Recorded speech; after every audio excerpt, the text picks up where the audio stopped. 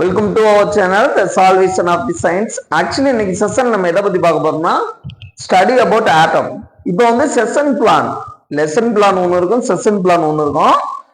Session plan இந்த session இந்த duration எவ்வளவு இருக்கும் அப்படின்னா ஒரு ஹாஃப் அன் ஹவர்னு வச்சுக்கேன்.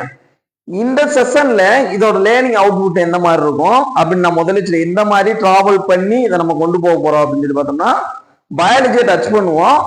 நீ இது வரைக்கும் பார்க்காத ஒரு கிளாசிபிகேஷன்ஸ் சயின்ஸ் லெவல்ல நான் வந்து கொண்டு வந்திருப்பேன்.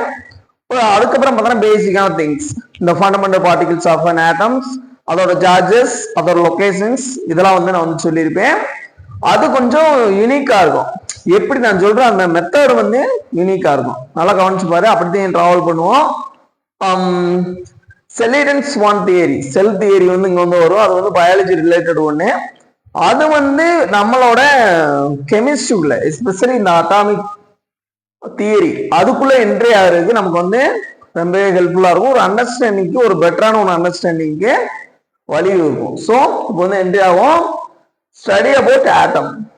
ஆட்டம் அப்படின்னு சொல்லி எடுத்துக்கிட்டோம்னாலே basic unit of living things are non living things. அது லிவிங் திங்ஸா நான் லிவிங் திங்ஸா நம்ம கன்சிடர் பண்ண தேவையில்ல.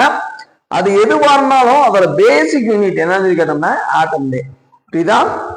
பேசிக் யூனிட் ஆஃப் லிவிங் திங்ஸ் அப்படின்னு கேட்டா செல்.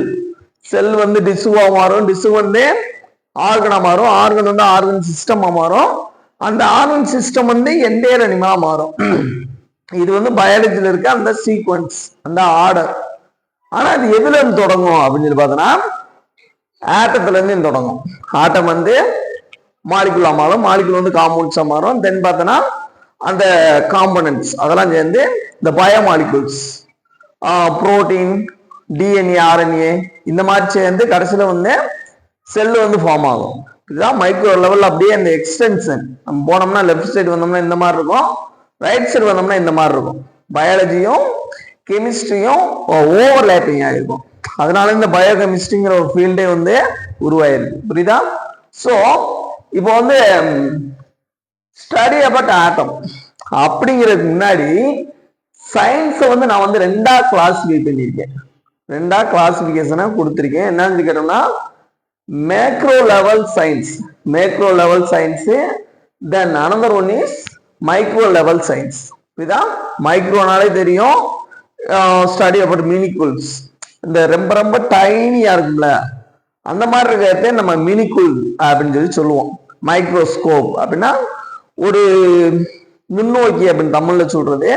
ஒரு பார்க்க முடியாத மிக சின்னதான, சின்னதை காட்டிலும் நுண்ணியனா நுண்ணிய ரொம்ப சின்னதான டைனியான ஒரு பொருளை பார்க்க யூஸ் பண்றதே மைக்ரோஸ்கோப். புரியுதா? அதே மாதிரி மைக்ரோ சயின்ஸ்னா சின்ன சின்ன ஒரு விஷயத்தை பத்தி, அதுக்குள்ள இருக்க சயின்ஸை பத்தி படிக்கிறது மைக்ரோ சயின்ஸ். மேக்ரோ அப்படின்னா பெரிய அப்படின்னு அர்த்தம். இதுக்கு அப்படியே அப்போசிட் மேக்ரோ. மைக்ரோனா சின்னது, மேக்ரோனா மிகப்பெரியது அப்படின்னு அர்த்தம். Micro science, macro science. இதுல ஒரு கிளாசிபிகேஷன் பாரு. அட்டாமிக் பிசிக்ஸ், பிசிக்ஸ்னு வச்சுக்கிற வேணா, அட்டாமிக் பிசிக்ஸ், அட்டாமிக் கெமிஸ்ட்ரி எப்படி வேணா வச்சுக்கோ. ஸ்டடி அபவுட் ஆட்டத்தை பத்தி படிக்கிறது இந்த பிசிக்ஸ்ங்கிறது. இதுதான் அட்டாமிக் பிசிக்ஸ் நான் வச்சுக்கோ. இங்கிட்டு வந்து ஆஸ்ட்ரானமி. புரியுதா? ஆஸ்ட்ரானமினா நம்ம study about planets and their activities. எப்படி அது வந்து மூவ் ஆகிக்கிட்டு இருக்கு, ரிவால்வ் ஆகிக்கிட்டு இருக்கு, அதோட இப்போ நிலைமை என்ன, இதெல்லாம் படிக்கிறதே, ப்ரிடிக்ட் பண்றதே ஆஸ்ட்ரானமி. புரியுதா?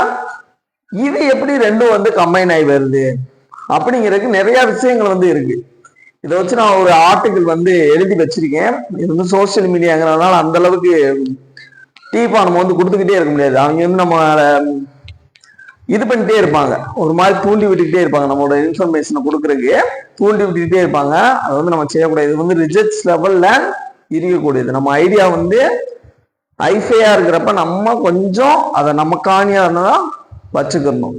இதா நீ யூனிக்கா இருக்கணும்னா அதை ஸ்ப்ரெட் பண்ண, அதை ஓவர் ஷேரிங் பண்ணக்கூடாது. ஸோ இதுல ஒரே ஒரு எக்ஸாம்பிள் மட்டும் நான் வந்து கொடுத்துருக்கேன். அட்டாமிக் பிசிக்ஸ், ஆஸ்ட்ரானமி ரெண்டு வந்து ஒரே இதுதே அப்படிங்கிற மாதிரி கொடுத்துருப்போம். ஏன்னு இருக்கணும்னா அயனைசேஷன் எனர்ஜி, தென் எஸ்கேப் வெலாசிட்டி. ரெண்டுமே இது பார்த்தோம்னா எஸ்கேப் வெலாசிட்டி அப்படிங்கிறது ராக்கெட் சயின்ஸ்ல வரக்கூடியது. அதோட வேல்யூ எல்லாம் அங்க கொடுத்துருப்பேன். அயனிசேஷன் நினைச்சுக்கிறது கெமிஸ்ட்ரியில ஒன் ஆஃப் த பீரியாடிக் ப்ராப்பர்ட்டியா நீ படிப்ப. Ionic radii, atomic radii, ionization energy, electron affinity, இதெல்லாம் வந்து நீ வந்து படிப்ப. அந்த பீரியாடிக் ப்ராப்பர்ட்டி, பீரியாடிக் டேபிள் படிக்கிறப்ப வரும். இதுக்கு என்ன சம்பந்தம் அப்படின்னு சொல்லி பாக்குறதுக்கு முன்னாடி இந்த செலிடன்-ஸ்வான் செல் தியரி, இதுக்கு இங்க என்ன வேலை அப்படிங்கிறத லைட்டா பார்த்துட்டு வந்துடும். செலிடன்-ஸ்வான் செல் தியரி அப்படிங்கிறது வந்து இவங்க வந்து பயாலஜிஸ்ட். இவங்க பார்த்தோன்னா ஒரு செல் தியரி வந்து ப்ரொபோஸ் பண்றாங்க. புரியுதா? செல் தியரி ப்ரொபோஸ் பண்றாங்க. அவர் ஒரு 5 பாஸ்லேட்ஸ் இருக்குன்னு வச்சுக்கேன். ஒரு 2 பாஸ்லேட்ஸ் வந்து நார்மலா இருக்கும். பாஸ்லேட்ஸ் ஃபர்ஸ்ட் பாஸ்லேட் என்னன்னு சொல்லிக்கிறேன்னா, cell is a basic unit of living organisms. இதுதான் cell is a basic structure and functional unit of living organism. உயிரியலின் அடிப்படை மற்றும் செயல் அழகு என்னன்னு சொல்லி கேட்டோம்னா செல்லுதான். ஏன்னா அந்த சீக்வன்ஸ் சொல்றப்பே சொல்லியிருப்பேன். இந்த சீக்வன்ஸ் செல்லு வந்து டிசுவா மாறும், டிசு வந்து ஆர்கனா மாறும், ஆர்கன் வந்து ஆர்கன் சிஸ்டமா மாறும். அந்த ஆர்கன் சிஸ்டம் எல்லாம் சேர்ந்து என்டையர் அனிமலா மாறும். ஸோ பேசிக் யூனிட் என்னன்னு கேட்டோம்னா செல்ஸ் தான். இதுதான் அந்த மாதிரி இது வந்து ஃபர்ஸ்ட் பாஸ்லேட்ஸ். செகண்ட் ஒன்று என்னன்னு கேட்டோம்னா new cell form from the already existing one. ஏற்கனவே இருக்க செல்லுல இருந்தே புதிய செல்கள் வந்து உருவாக்கப்படுது அப்படிங்கிறது செகண்ட் பாஸ்லேட்ஸ். தென் 3வது என்ன சொல்லிருப்பாங்கன்னா, ஒரு என்டையர் அனிமல், ஒரு முழு உயிரினத்தோட அந்த டேட்டாஸ், அந்த இன்ஃபர்மேஷன்ஸ் நமக்கு வந்து வேணும்னு சொல்லி கேட்டனா, அந்த முழு உயிரினத்தை நீ வந்து போஸ்ட்மார்ட்டம் பண்ணி அப்படியெல்லாம் பண்ணி பார்த்து அதை கண்டுபிடிக்கணுங்கிற அவசியம் கிடையாது. அதுல இருக்க அதோட பேசிக் யூனிட்,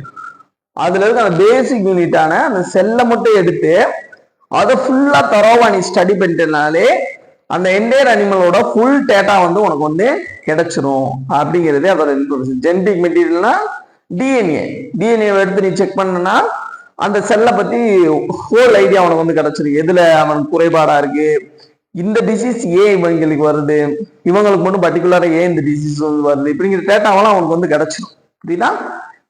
இந்த பாயிண்ட்லயே உனக்கு வந்து முக்கியமானது. புரியுதா? உனக்கு ஒரு என்டையர் அனிமல், ஒரு மிகப்பெரிய ஒரு உருவத்தோட, ஒரு எலஃபண்ட் வச்சுக்கேன், உருவத்தோட அந்த மெட்டபாலிசம், கெட்டபாலிசம், அனாட்டமி எல்லாமே தெரியணும் அப்படின்னா ஃபுல்லா ஸ்டடி பண்ணிக்கிட்டு இருக்க வேண்டியது இல்லை. ஒரே ஒரு செல்லை எடுத்து பார்த்தனாலே தெரிஞ்சு போயிடும் அப்படிங்கிறது அந்த பாஸ்லேட்ஸ். புரியுதா? இதே பாஸ்லேட்ஸ் இங்க ஏன் கொண்டு வர்றோம் அப்படின்னு சொல்லி கேட்டோம்னா, உனக்கு வந்து இந்த கேலக்சி, மில்கி வே, யூனிவர்ஸ் இதோட டேட்டா வேணும். ஃபுல்லா அதோட டேட்டா வந்து உனக்கு வேணும். இதெல்லாம் பெரிய லெவலான சயின்ஸ், உனக்கு புரியுற மாதிரி சொல்றேன், கேட்டுக்கோ. இதோட டேட்டா எல்லாம் உனக்கு வேணும். அப்படின்னா நீ வந்து இந்த ஸ்பேஸ் சயின்ஸ் படிக்கிறோம்னா, ஸ்பேஸுக்கு போறது, அங்க போய் ஸ்டடி பண்றது, இதெல்லாம் வந்து மேக்ரோ சயின்ஸ். அதான் இந்த கிளாசிபிகேஷன் கொடுத்துருப்பேன், மேக்ரோ லெவல் சயின்ஸ். அங்க போய் அந்த சாம்பிள் எடுத்துட்டு வந்து கலெக்ட் பண்றது, இந்த மாதிரி ஒரு ரோகம் போய்கிட்டு இருந்துச்சுன்னா இது வந்து ஆஸ்ட்ரானமி. புரியுதா? இப்ப உனக்கு வந்து டேட்டா இங்கேயே வேணும். இந்த இப்படி எல்லாம் போகிறதுக்கு எனக்கு வந்து பிடிக்கல, நான் வந்து மேத்தமெட்டிக்கலா இல்ல சயின்டிபிக்கா அப்ரோச் பண்ணியே அதை தெரிஞ்சுக்கணும், நான் ரொம்ப புத்திசாலி, இருந்த இடத்துல இருந்து எல்லாத்தையும் செய்வேன் அப்படிங்கிறவங்க அட்டாமிக் பிசிக்ஸ் இதோட டேட்டாவை ஒன்னு எடுத்து, ஒரே ஒரு ஆட்டத்தை எடுத்து நம்ம ஆராய்ச்சி பண்ணா போதுமானது. என்டையர் கேலக்சி, அந்த யூனிவர்ஸோட அந்த இதை வந்து நம்ம வந்து தெரிஞ்சுக்கலாம். புரியுதா? கண்ணுக்கு தெரியாத ஒரு விஷயத்தை பெரிய பெரிய விஷயங்கள் அடங்கி இருக்கும். சயின்ஸ் பொறுத்த அளவுக்கு சின்ன ஒரு பொருளுக்கிட்டே அந்த கெப்பாசிட்டி எல்லாமே அதிகமா இருக்கும் சயின்ஸை பொறுத்த அளவுக்கு. நல்லா நான் வச்சுக்கோ. இப்ப அட்டாமிக் பிசிக்ஸும் ஆஸ்ட்ரானமியும் கிட்டத்தட்ட ஒண்ணு அப்படின்னு சொல்றதுக்கு ஒரே ஒரு சாம்பிள் எடுத்து பார்த்தோம்னா, அயனைசேஷன் எனர்ஜி, எஸ்கேப் வெலாசிட்டி, ரெண்டையும் நான் வந்து செலக்ட் பண்ணிருக்கேன். அந்த இதுல அந்த டாபிக்ல நான் எழுதின ஆர்டிகல், அதுல வந்து ஒரு ஒன் ஆஃப் த பாயிண்ட் இது வந்து அயனைசேஷன் எனர்ஜியும் எஸ்கேப் வெலாசிட்டியும் ஒரே மாதிரி வரும். ஏன் அப்படி வருது அப்படின்னு பார்க்க முன்னாடி அந்த ஆட்டத்தோட ஸ்ட்ரக்சர், அந்த சார்ஜஸ், அதோட லொகேஷன்ஸ் இதெல்லாம் வந்து தெரிஞ்சாத்தே இந்த அயனைசேஷன் எனர்ஜி என்னது, எஸ்கேப் வெலாசிட்டி என்னன்னு சொல்றப்போ உனக்கு வந்து ஈஸியா புரியும். ஸோ இதை வந்து பார்த்துட்டு வந்துருவோம். அந்த ஆட்டத்தோட சேஃப் என்ன, அதோட ஃபண்டமெண்டல் பார்ட்டிகிள்ஸ் என்ன, அதோட சார்ஜஸ் என்ன அப்படிங்கிறதான் பார்த்துட்டு இந்த பாயிண்ட்டுக்கு வருவோம். Ionisation energy, escape velocity. புரியுதா? ரெண்டையும் மறந்துடாத. சயின்ஸா படிக்கிறப்ப அப்படித்தான் இருக்கும். இப்ப கவனி, ஒரு சிம்பிளான ஒரு ஆட்டத்தோட ஸ்ட்ரக்சர் வந்து வரைஞ்சிருக்கு. புரியுதா? இப்போ வந்து what are the fundamental particles of an atom? What are the fundamental particles of atoms? இந்த வார்த்தை தான் முக்கியம். Fundamental particles, significant particles. புரியுதா? அதான் நான் வச்சுக்கோ. சிக்னிஃபிகன்ட் அந்த வார்த்தையை எங்க யூஸ் பண்ணணும்? What are the particles of an atoms அப்படின்னா முடிஞ்சு போச்சுல. அணுவின் துகள்கள் என்ன அப்படின்னு சொன்னா முடிஞ்சு. அடிப்படை துகள்கள் என்ன அப்படின்னு சொல்றாங்கன்னா அதுக்கு ஒரு மிகப்பெரிய ரீசன் வந்து அதுக்கு இருக்கு. ஏதாவது கேட்டோம்னா அணுவில நம்ம எப்போ பார்த்தாலும் எலக்ட்ரான், புரோட்டான், நியூட்ரான் அப்படித்தான் சொல்லிக்கிட்டே இருப்போம். அதுவும் சிக்னிஃபிகன்ஸ். ஆனா some other particles are also there. சில மற்ற பார்ட்டிகிள்ஸும் அதுல வந்து இருக்கு. அதை பத்தி இன்னும் வந்து ஆராய்ச்சிகள் பண்ணப்படலை. இப்ப எலக்ட்ரான்ஸ் இருந்துச்சுன்னா the moving of electrons, the motion of electron is called electricity. அந்த எலக்ட்ரிசிட்டி அப்படின்னு சொல்றோம். அந்த எலக்ட்ரான் ஃப்ளோ ஆகுறது, free flow of electrons is called electricity. அப்படித்தான் நம்ம சொல்றோம், சார்ஜஸ் அப்படின்னு சொல்லி வரும். இந்த மாதிரி எலக்ட்ரானோட அப்ளிகேஷன்ஸ்னே எலக்ட்ரிசிட்டி. புரியுதா? அதுதான் எலக்ட்ரிசியன் அப்படிலாம் சொல்றோம். புரோட்டானுக்கு ஒரு அப்ளிகேஷன்ஸ் இருக்கும். இதெல்லாம் வந்து நமக்கு தெரிஞ்ச, நம்ம ஓரளவுக்கு ரீச் பண்ண ஒரு விஷயம். புரியுதா? இந்த எலக்ட்ரான், புரோட்டான், நியூட்ரான்ங்கிறது இன்னும் அந்த அடிப்படை துகள்கள், இந்த காட்ஸ் பார்ட்டிகிள்ஸ், பாசிட்ரான்ஸ் இதெல்லாம் வந்து இருக்கு. முக்கியமான துகள்கள், சிக்னிஃபிகன்ட் பார்ட்டிகிள்ஸ், ஃபண்டமெண்டல் பார்ட்டிகிள்ஸ் அப்படின்னா இந்த மூன்றை சொல்லலாம். புரியுதா?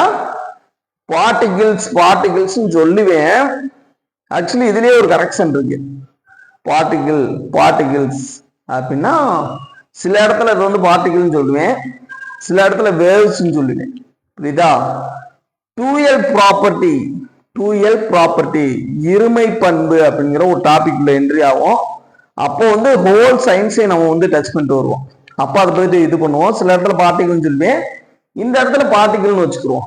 ஏன்னா ஒரு பர்டிகுலர் பிளேஸ் ஆக்குபை பண்ணிருந்துச்சுன்னா, ஒரு பர்டிகுலர் ஸ்பேஸ் அதுக்கு வந்து இந்த வேர்ல்ட்ல இருந்துச்சுன்னா அதை வந்து பார்ட்டிகிள்னு சொல்லுவோம். ஸோ ஆட்டத்தை வந்து சில இடத்துல பார்ட்டிகிள்னு சொல்லுவாங்க, சில இடத்துல வேவ் கேரக்டர் இருக்குன்னு சொல்லுவாங்க. அது அப்புறம் பார்ப்போம். So fundamental particles of an atom, electron, proton, neutron. இதுதான் இந்த மூணுமே ஃபண்டமெண்டல் பார்ட்டிகிள்ஸ்.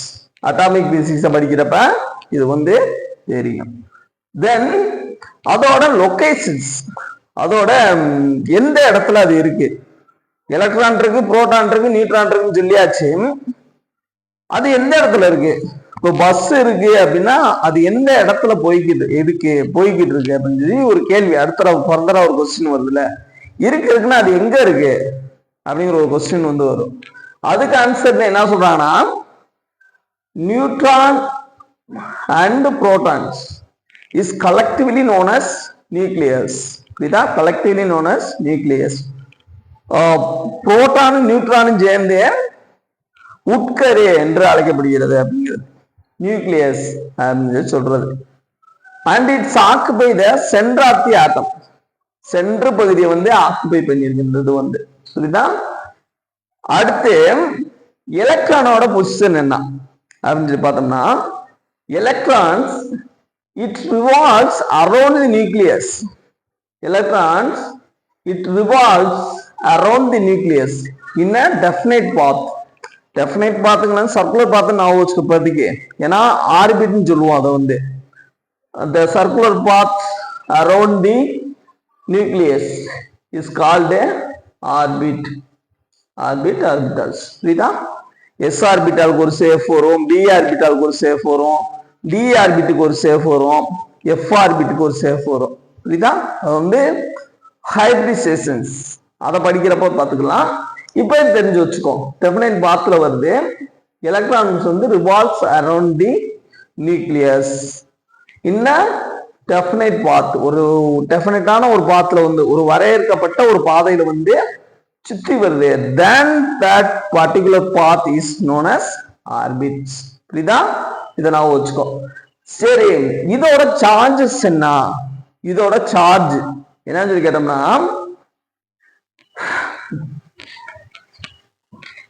எலக்ட்ரானுக்கு வந்து நெகட்டிவ் சார்ஜ். இதுதான் நெகட்டிவ் சார்ஜ். Negative charge. புரோட்டானுக்கு வந்து positive charge. Neutron it has no charge. That means zero charge. இதுதான். இப்ப இதோட மாஸ் வந்து ரெப்ரசன்ட் பண்ணிருக்காங்க. மாஸ் வந்து இருக்கும். மாஸ் இருக்கு அப்படின்னா when we consider electron is a particles, we should resemble its mass. புரியுதா? எப்ப வந்து நம்ம வந்து எலக்ட்ரான் வந்து பார்ட்டிகிளா கன்சிடர் பண்றோமோ, வேவ்ஸை கன்சிடர் பண்ணோம்னா அதை வந்து நம்ம வேவ் ப்ராப்பர்ட்டி அதுக்கு வந்து இருக்கும். அதுக்கு ஒரு மாசம் வந்து நம்மளால சொல்ல முடியாது. புரியுதா? அதுக்கான எக்யூப்மெண்ட்ஸ் இன்னும் வரல. இப்போ சூரிய ஒளிக்கு இந்த வெயிட் இருக்குன்னு சொல்ல முடியுமா? லைட் எனர்ஜிக்கு இந்த வெயிட் இருக்குன்னு சொல்ல முடியுமா? முடியாது. பார்ட்டிகிளுக்கு தான் சொல்ல முடியும். ஏன்னா பார்ட்டிகிள்ஸ் மேலவே பார்ட்டிகிள் இருக்கிறதுனால ஆட்டம் வந்து உருவாகும். ஆட்டம் இருந்துச்சுன்னா எந்த ஒரு பொருளும் ஆட்டத்தினால இருக்கும். ஸோ ஒரு ஆப்ஜெக்ட் இருக்குன்னா அந்த ஆப்ஜெக்ட் மேல ஆக்ட் ஆகக்கூடிய கிராவிடேஷன் ஃபோர்ஸை நம்ம வெயிட்னு சொல்லுவோம். புரியுதா? வெயிட்டுக்கும் மாஸுக்கு இடையுமே நிறைய டிஃபரன்ஸ் இருக்கு. உன்னோட அண்டர்ஸ்டாண்டிங்காண்டி இதை நான் சொல்றேன். புரியுதா? மாஸ் வெயிட் அப்படிங்கிறது. புரியுதா? மாஸுங்கிறது வந்து ரியல், வெயிட்டுங்கிறது வந்து ரியல். புரியுதா? ஒரு உண்மையான ஒரு ஆப்ஜெக்ட் இருந்தாதே பொய்யானது உருவாகும். தட் மீன்ஸ் நிஜம் இருந்தாதே நிழல் வந்து உருவாகும். புரியுதா? அது மாதிரி மாஸுங்கிறது ரியல், வெயிட்டுங்கிறது வந்து ரீல்ஸ். புரியுதா? அதனால தெரிஞ்சுக்கோ. சரி, இதோட மாஸ் வேல்யூ என்னன்னு கேட்டோம்னா 9.1 எலக்ட்ரான் சொல்றேன். 9.1 10-31 kg கிலோகிராம்ல அந்த மைனஸ் பண்ணி சொல்லிருக்காங்க சயின்டிபிக் நோட்டேஷன்ஸ். தென் பார்த்தோம்னா புரோட்டானுக்கு இதோட வேல்யூ என்ன 1/67 into 10⁻⁻2 -27. தென் நியூட்ரானுக்கு மாஸ் இருக்கு. புரியுதா? மாஸ் இருக்கு, இதுதான் கிடையாது. ஏன்னா அட்டாமிக் நம்பர் மாஸ் நம்பர் படிக்கிறப்ப கன்ஃபியூஸ் ஆயிடக்கூடாது. மாஸ் இருக்கு, சார்ஜ் தான் கிடையாது. சார்ஜ் தான் 0 நியூட்ரானுக்கு. நியூட்ரானுக்கு வந்து 1.67 into 10⁻⁻27. இது ரெண்டும் ஆல்மோஸ்ட் ஈக்குவலா இருக்கும். தென் இதோட சார்ஜஸ் என்ன? சார்ஜஸ் என்ன அப்படின்னு சொல்லி பார்த்துக்கணும். சார்ஜுக்கும் கரண்ட்டுக்கும் வித்தியாசம் இருக்கு. புரியுதா? சார்ஜுக்கும் கரண்ட்டுக்கு வித்தியாசம் இருக்கு. இந்த பிசிக்ஸ்ல வந்து படிக்கிறப்ப உனக்கு வந்து தெரியும்.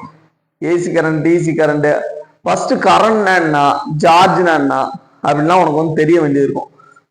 Free flow of electrons. Free flow of electron is called a charge current. புரியுதா? இப்படி நான் வச்சு ஃப்ரீ ஃப்ளோனா என்னன்னா, இந்த ஆர்பிட்ல ஒரு கண்ட்ரோலான சிஸ்டத்துல சுத்தி வராம ஒரு ஃப்ரீயா ஃப்ளோ ஆகுறது. இப்படி ஃப்ளோ ஆனா அதுக்கு பார்த்தீங்கன்னா கரண்ட்னு சொல்லுவோம். Electric current. எலக்ட்ரானுக்கு வந்து நெகட்டிவ் சார்ஜ் இருக்குமா, அது ஒரு கண்டக்டர் வழியா போகுது, ஒரு வயர் வழியா போகுதுன்னா இப்படிதான் மூவ் ஆகும். I is equal to Q/T வரும். இந்த ஃபார்முலா ஆக்சுவலி கரண்ட்டுக்கான ஃபார்முலா இப்படிதான் வரும். Qனா சார்ஜ் இண்டிகேட் பண்றது. அது பிளஸ்ஸா இருக்கலாம், மைனஸா இருக்கலாம். Q/T ஒரு செர்டன் டைம்ல எவ்வளவு எலக்ட்ரான் வந்து மூவ் ஆகுது அதை பொறுத்து கரண்ட் வந்து சார்ஜ் வந்து மாறும். நான் வச்சுக்கோ, இது நமக்கு தேவையில்ல. பிசிக்ஸ்குள்ள போறப்போ இதாயிருவேன், ரொம்ப கன்ஃபியூஸ் ஆயிருவேன். அதனால இதை வந்து இது பண்ணி விடுறேன். புரியுதா? சார்ஜ் இது கூலம்ஸ் குறிக்கணும். புரியுதா? எஸ்ஐ யூனிட் ஆஃப் சார்ஜ் வந்து கூலும். இதே கரண்ட்டுக்கு வந்து ஆம்பியர். புரியுதா? ஆம்பியர். கரண்டோட எஸ்ஐ யூனிட் வந்து ஆம்பியர். சார்ஜுக்கு வந்து கூலும். கூலும்ஸ்ங்கிறது. புரியுதா? இதெல்லாம் வச்சுக்கோ. தென் இதோட லொகேஷன் சொல்லியாச்சு. Electron revolves around the nucleus in a circular path. Then that circular path name is orbits. And one more thing, neutron plus protons is collectively known as nucleus, and it's occupied the central part of the atoms. அப்படியே தெரிஞ்சு வச்சுக்கிட்டோம்னா இது வந்து ஆட்டத்தை பத்திய ஒரு structure. சரி, அதோட ஷேப் என்னன்னா ஸ்பெரிக்கல் இன் ஷேப். ஸ்பெரிக்கல் இன் ஷேப், வட்டம் கிடையாது, சர்க்கிள் கிடையாது, ஸ்பெரிக்கல், ஒரு பால் மாதிரி, கோலம் சொல்லுவோம்ல அந்த மாதிரி. ஸ்பெரிக்கல்ங்கிறது 3D, ஸ்பெரிக்கல் வந்து 3 டைமென்ஷன், சர்க்கிள்ங்கிறது 2 டைமென்ஷன். இதுதான் டைமென்ஷன். முடிஞ்சா ஒரு ஒரு வீடியோ ஒன்று போடுவோம். டைமென்ஷன்ஸுங்க 0 டைமென்ஷன், 2 டைமென்ஷன், 3 டைமென்ஷன் அப்படிலாம் வரும். 1 dimension, 2 dimension, 3 dimension, 4th dimension வந்து இப்போ ரிசர்ச் லெவலில் போய்கிட்டு இருக்கு. அது அப்புறம் பார்ப்போம், முடிஞ்ச டைம் தான் பார்ப்போம். இப்போ 3D எதே நம்ம இந்த ஆட்டத்தோட ஷேப் வந்து ஸ்பெரிக்கல், அது வந்து 3D. தட் மீன்ஸ் அதுக்கு ஒரு லென்த் இருக்கும், பிரெத் இருக்கும், ஹைட் இருக்கும். புரியுதா? 3 சேர்ந்ததே வாழும். 3 unit combining gives that value. அதே வந்து 3Dயோட இது பால் மாதிரி இருக்கும். புரியுதா? ஆர்த்தோட ஸ்ட்ரக்சர் வந்து பால் மாதிரி இருக்கும். அதனால வச்சுக்கோ. இப்ப அயனைசேஷன் எனர்ஜி, எஸ்கேப் வெலாசிட்டி, இதை ஏன் நான் சொன்னேன் அப்படின்னு சொல்லி பார்த்தேன்னா, இது வந்து தெளிவான ஒரு புரிதல் இருந்தாதான் இது வந்து புரியும். ஆஸ்ட்ரானமியும் அட்டாமிக் பிசிக்ஸையும் கனெக்ட் பண்றதே சாதாரணமான விஷயம் கிடையாது. புரியுதா? அது ஒரு ஹை லெவல் செமினார் மாதிரி எடுத்துக்கோ. புரியுதா? இப்ப அயனைசேஷன் எனர்ஜி, எஸ்கேப் வெலாசிட்டி, அயான்ஸ்னா என்ன அப்படின்னு சொல்லி கேட்டோம்னா, ஆட்டம் வந்து எப்பயுமே நியூட்ரலா இருக்கும். ஆட்டத்துல எந்த சார்ஜ் இருக்காது, அது மேல பாசிட்டிவ் இருக்காது, நெகட்டிவ் இருக்காது ஆட்டத்துல. அயான்ஸ்ல வந்து பாசிட்டிவ் இருக்கும், நெகட்டிவ் இருக்கும். கெமிஸ்ட்ரி நான் சொல்றேன், கவனிச்சுக்கோ. அது பாசிட்டிவ் சார்ஜ் ஆச்சுன்னா கேட்டையான், கேட்டையான். நெகட்டிவ் சார்ஜ் ஆச்சுன்னா ஆனையான். புரியுதா? நெகட்டிவ் சார்ஜ் ஆச்சுன்னா ஆனையான், பாசிட்டிவ் சார்ஜ் ஆச்சுன்னா கேட்டையான். புரியுதா? இதை மட்டும் நல்லா வச்சுக்கோ. இப்ப பாசிட்டிவ் சார்ஜ் எப்போ உருவாகும், நெகட்டிவ் சார்ஜ் எப்போ உருவாகும் அப்படிங்கிற ஒரு கொஸ்டின்ஸ் இருக்கு. புரியுதா? என்ன நியூட்ரலா இருக்கு எலக்ட்ரான் வந்து, இது ஆட்டம் வந்து எப்ப நியூட்ரலா இருக்கு, அது எப்ப பாசிட்டிவா மாறுது அப்படின்னு சொல்லி கேட்டோம்னா, அட்டாமிக் நம்பர், அட்டாமிக் நம்பருங்கிற கான்செப்ட் இங்கதே வருது. அட்டாமிக் நம்பருங்கிற கான்செப்ட் இங்கதே வருது. என்னன்னு கேட்டோம்னா, number of electrons are proton present in an atoms is called a atomic number. Then it's denoted by the symbol of Z. இது அட்டாமிக் நம்பரை எப்பயும் நம்ம இஜெட்ங்கிற இதாலதே லெட்டராலதே டினோட் பண்ணணும். மாஸ் நம்பர் வந்து A. புரியுதா? இது என்னன்னு கேட்டா, ஆட்டத்துல எத்தனை எலக்ட்ரான் இருக்கும், எத்தனை எலக்ட்ரான் இருக்கோ அத்தனை புரோட்டான் வந்து இருக்கும். இதே வந்து நியூட்ரல். புரியுதா? ஏன்னா எலக்ட்ரானுக்கு வந்து என்ன சார்ஜ், மைனஸ் சார்ஜ். புரோட்டானுக்கு வந்து பாசிட்டிவ் சார்ஜ். ரெண்டும் ஈக்குவலா இருந்தாதே அது வந்து சேமா இருக்கும். சார்ஜஸ் சேமா இருந்தாதே அது வந்து நியூட்ரலா இருக்கும். இப்ப ஹைட்ரஜன் வந்து, ஹைட்ரஜன் ஐசோடோப்ஸ்ங்கிற கான்செப்ட் இருக்கு. ஐசோடோப்ஸ்க்கு போகாம ஒரு சிம்பிளா இதை எடுத்திருக்கேன், ஹைட்ரஜன் எடுத்திருக்கேன். ஹைட்ரஜனோட அட்டாமிக் நம்பர் 1. புரியுதா? Atomic number 1. சரிங்க சார், அட்டாமிக் நம்பர் எங்க போடணும், மாஸ் நம்பர் எங்க போடணும் அப்படிங்கிற டவுட் வருதுல்ல. அட்டாமிக் நம்பரை கீழே போடணும், அந்த எலமெண்டோட சிம்பிளோட அந்த கீழே ரெப்ரசன்ட் பண்ணணும். மாஸ் நம்பரை மேல போடணும். புரியுதா? இது ஒரு சிம்பிளான ஐசோடோப். ஆக்சுவலி ஹைட்ரஜனுக்கு 3 ஐசோடோப்ஸ் இருக்கு.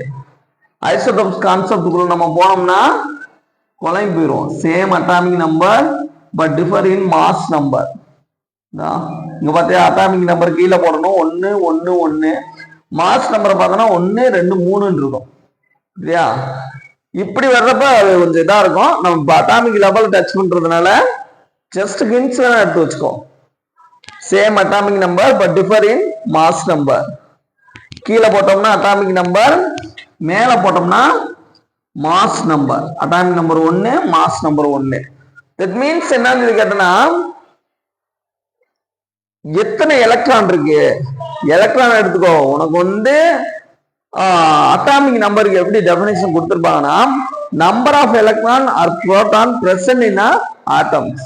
ஒரு அணுவில் காணப்படும் எலக்ட்ரான் அல்லது புரோட்டான்கள் எண்ணிக்கை அணு எனப்படும். நீ ஸ்டாண்டர்டா எலக்ட்ரான் எடுத்துக்கோ. எனக்கு கெமிஸ்ட்ரியை பொறுத்தளவுக்கு மேக்சிமம் நம்ம எலக்ட்ரானத்தையும் படிப்போம். எலக்ட்ரான்ஸ் அங்கிட்டும் போறது வர்றதையும் வச்சு நம்ம கெமிக்கல் ரியாக்ஷன்ஸ் சொல்லுவோம். அது கெமிக்கல் ரியாக்ஷன் படிக்கிறப்ப வச்சுக்குவோம். இப்போ வந்து நோட் பண்ணி வச்சுக்கோ. இது வந்து ஒரு எலக்ட்ரான் இருக்குன்னு அர்த்தம். இதுதா ஒரு எலக்ட்ரான் இருக்குன்னு அர்த்தம். அப்ப நியூட்ரலா இருக்குன்னா எத்தனை புரோட்டான் இருக்கும்? ஒரே ஒரு புரோட்டான் இருக்குன்னு அர்த்தம். இதுதான் ஒரு புரோட்டான் இருக்குன்னு அர்த்தம். One proton one electron. Neutron இந்த இடத்துல கன்சிடர் பண்ண வேணாம். மாஸ் நம்பர் படிக்கிறப்ப பாத்துக்கலாம். மாஸ் நம்பர் படிக்கிறப்ப இது ரெண்டையும் கன்சிடர் பண்ணிடுவோம். இப்போ வந்து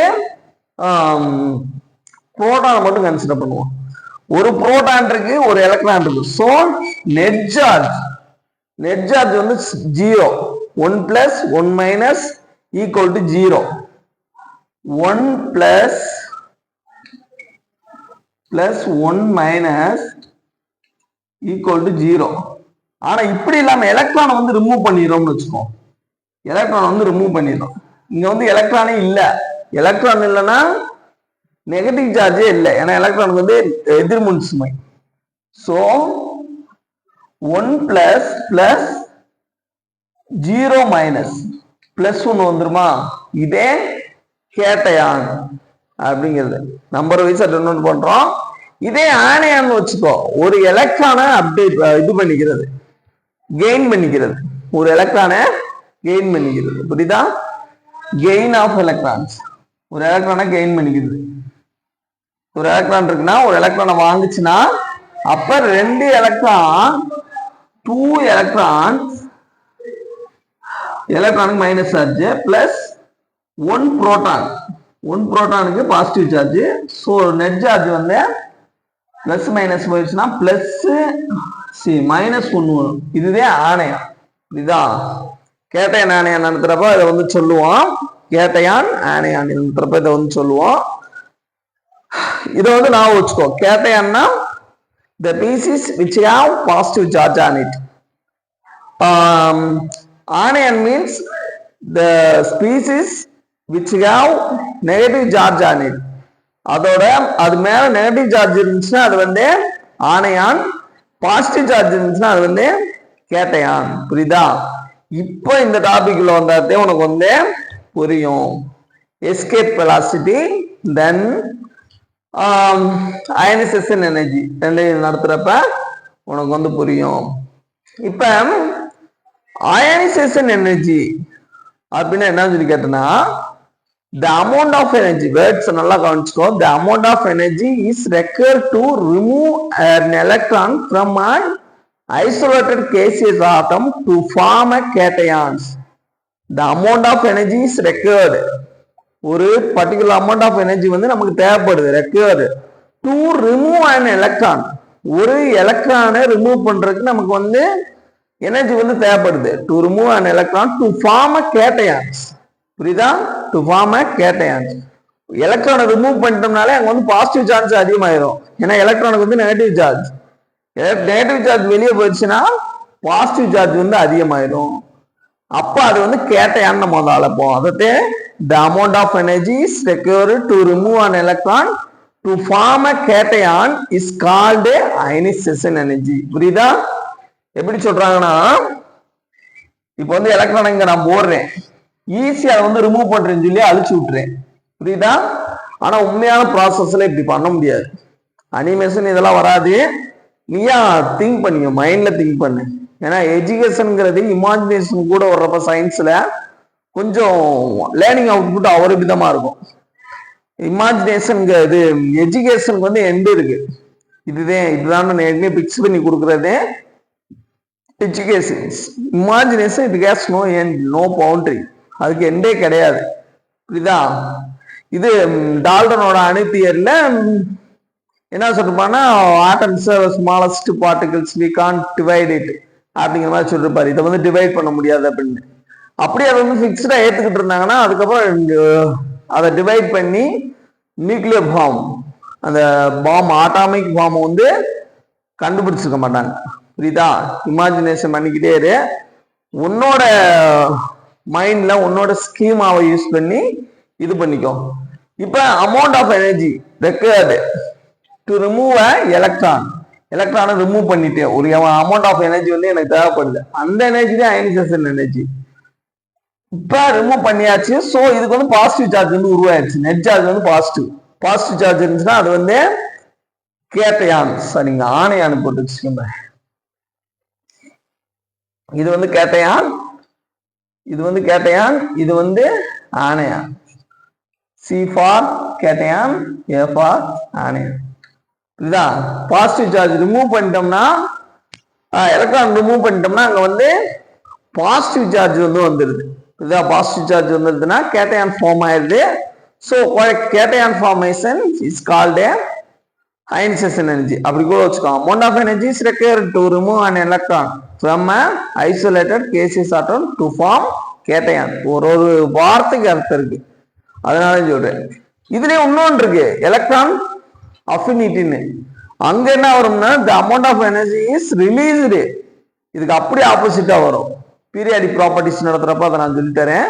amount of energy is released. இங்க வந்து என்ன சொல்றோம், amount of energy is required to remove an electron. அங்க வந்து to gain an electron, to form cation, to form anion. அங்க வந்து எலக்ட்ரானை கெயின் பண்றதுனால நெகட்டிவ் சார்ஜ் வரும், அதான் ஆணையான். இங்க வந்து எலக்ட்ரானை ரிமூவ் பண்றதுனால பாசிட்டிவ் சார்ஜ் வரும். இதுதான் அங்க கெயின் பண்றதுனால நெகட்டிவ் சார்ஜ் மீன்ஸ் ஆணையான்ஸ். இங்க வந்து எலக்ட்ரானை வந்து ரிமூவ் பண்றோம்னா கேட்டையான் ஃபார்ம் ஆயிடும். இதுதான் ரெண்டு வித்தியாசம் இருக்கு. ஸோ அது வேணாம். இங்க வந்து அயனைசேஷன் எனர்ஜியை மட்டும் எடுத்துக்கோ. இங்க பாரு, எஸ்கேப் வெலாசிட்டி அப்படிங்கிறது பிசிக்ஸ்ல என்னன்னு கேட்டோம்னா, கொஞ்சம் பயாலஜி டச் பண்ணியாச்சு. பயாலஜியோட இன்ட்ரடக்ஷன்ஸ்ல எங்கேயும் வந்துட்டோம். இங்க வந்து ஆட்டத்தோட ஸ்ட்ரக்சர்ஸ் இதெல்லாம் பார்த்துட்டு அந்த பார்ட்டிகிள்ஸோட பொசிஷன், சிக்னிபிகன்ட் பார்ட்டிகிள்ஸ், நிறைய பார்ட்டிகிள்ஸ் இருந்தாலும் சிக்னிபிகன்ட் பார்ட்டிகிள்ஸ் அப்படிங்கிறத டச் பண்ணிட்டு வந்தாச்சு. தென் பார்த்தோன்னா அதோட பொசிஷன்ஸ். சரி, அந்த பார்ட்டிகிள்ஸை ஒன்னொன்னே ரிமூவ் பண்ணோம்னா என்ன நடக்கும் அப்படிங்கிறது சொல்லியாச்சு. அயனைசேஷன் எனர்ஜிக்கு டெஃபினேஷன் சொல்லியாச்சு. இப்போ எஸ்கேப் வெலாசிட்டி. இதுதான் எஸ்கேப் வெலாசிட்டி அப்படின்னா என்னன்னு கேட்டோம்னா, கிராவிடேஷனல் ஃபோர்ஸ் நமக்கு தெரியும். Gravitational force is found by the Sir Isaac Newton. வந்து கிராவிடேஷனல் ஃபோர்ஸ் வந்து கண்டுபிடிச்சிட்டாரு. புரியுதா? இப்ப இந்த பொருள் வந்து கீழே மேல எவ்வளவு இதா தூக்கி போட்டாலும் கீழே விழுகும். தூக்கி போறப்ப கீழே விழுகுது. கொஞ்சம் ஸ்பீடப் பண்றேன், கொஞ்சம் ஸ்பீடா எறிகிறேன், கீழே வருது. இதே அதிகமான ஸ்பீட்ல நான் வந்து எறிகிறேன், இப்ப கீழே வருது. ஆனா ஒரு பர்டிகுலர் ஸ்பீட்ல நான் வந்து எறிகிறப்ப இந்த பூமியோட எர்த்தோட அந்த கிராவிடேஷன் ஃபோர்ஸ்ல இருந்து விடுபட்டு போயிடும், எஸ்கேப் ஆகி போயிடும், எஸ்கேப் ஆகி ஸ்பேஸுக்கே போயிடும். அந்த velocity escape velocity. The velocity which object must have in order to escape the gravitational force of attraction of a planet is called escape velocity அப்படின்னு டெஃபினேஷன் கொடுத்திருப்பாங்க. அந்த வெலாசிட்டியோட வேல்யூனே 7.2 கிலோமீட்டர் பெர் செகண்ட். இவ்வளவு இதுல போச்சுன்னா ஒரு நொடிக்கு, ஒரு செகண்டுக்கு உனையால் 11.2 கிலோமீட்டர் பெர் செகண்ட் எரிய முடிஞ்சுன்னா, அந்த ஸ்பீட்ல உனையால எரிய முடிஞ்சுன்னா அந்த வெலாசிட்டி எஸ்கேப் வெலாசிட்டி. இந்த பூமியில இருந்து அந்த பொருள் ஆப்ஜெக்ட் வந்து திரும்பியும் பூமிக்கு வராம எஸ்கேப் ஆகி போயிடும். இதுதான் the minimum velocity which an object must have in order to escape from the gravitational force of attraction of the planets is called escape velocity. புரியுதா? இப்ப இது எப்படி இது கூட மேட்ச் ஆகுது, அயனைசேஷன் எனர்ஜி கூட இது எப்படி மேட்ச் ஆகுது அப்படின்னு பார்த்தோம்னா, இங்கதே நம்ம மேக்ரோ சயின்ஸ் மைக்ரோ சயின்ஸ் அப்படிங்கிற கான்செப்டுக்குள்ள வரோம். மேக்ரோ சயின்ஸ்னா பெரிய ஆப்ஜெக்ட் வச்சு நம்ம ஒரு ஆப்ரேஷன் பண்றோம். மைக்ரோ சயின்ஸ்னா சின்ன டைனியான ஒரு ஆப்ஜெக்ட் பொருளை வச்சு நம்ம வந்து ஆப்ரேஷன் பண்றோம். மைக்ரோங்கிற லெவல்ல நம்ம கைக்குள்ள அது அடங்கியிருக்கு.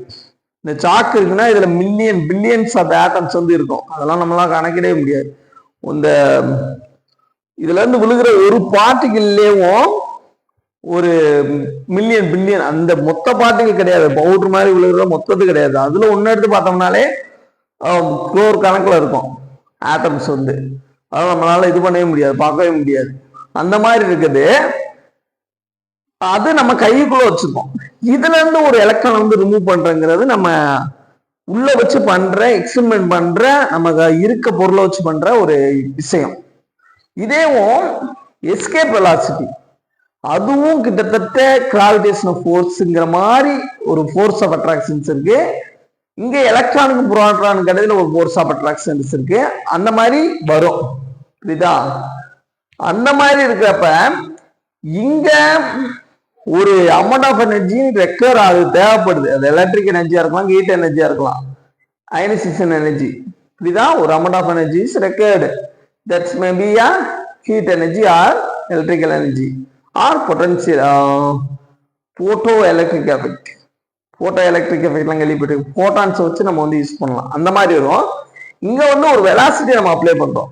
இங்க ரிமூவ் பண்ற மாதிரி எலக்ட்ரான் ரிமூவ் பண்ற மாதிரி இங்க ஒரு ஆப்ஜெக்ட் இந்த எர்த்ல இருந்து ரிமூவ் பண்றோம். அதுக்கு என்ன வெலாசிட்டி தேவைப்படுது அப்படிங்கிறது அயனைசேஷன் எனர்ஜியும் இந்த எஸ்கேப் வெலாசிட்டியும் ஒரே மாதிரி. இது மட்டும் கிடையாது, நிறைய சிமிலாரிட்டிஸ் வந்து இருக்கும்.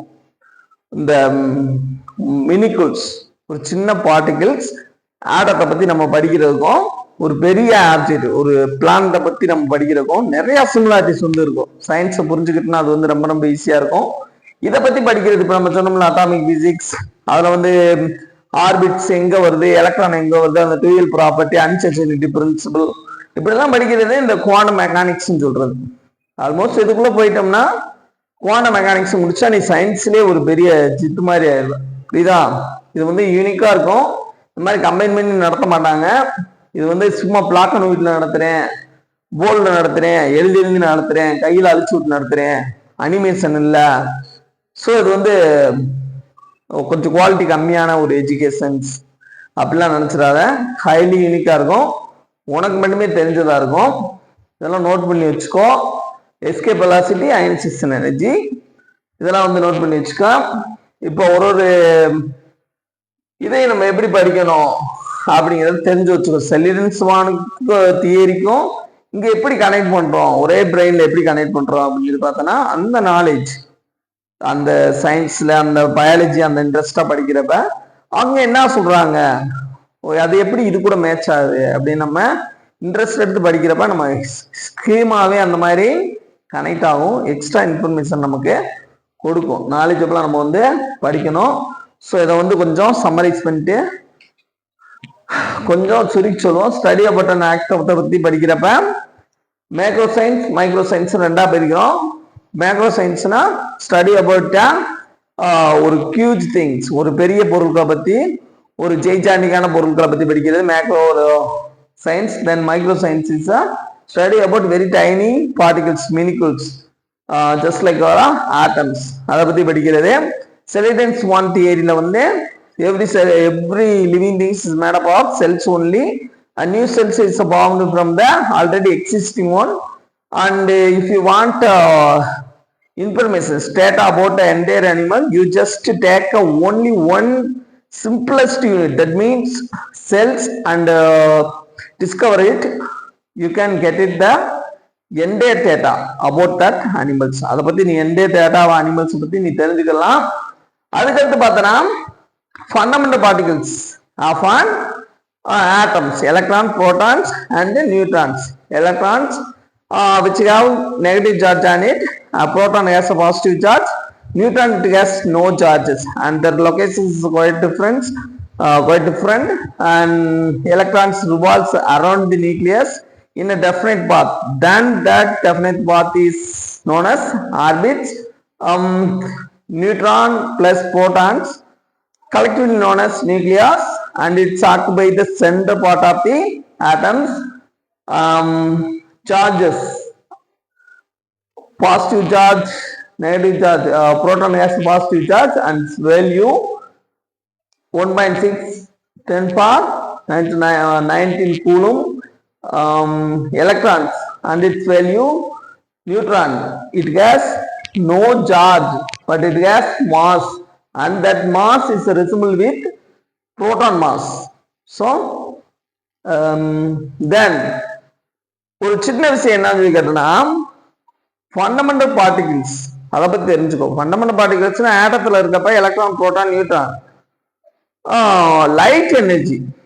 லைட் எனர்ஜில வர்றப்ப அங்க வந்து என்ன சொல்லுவாங்கன்னா போட்டான்ஸ்.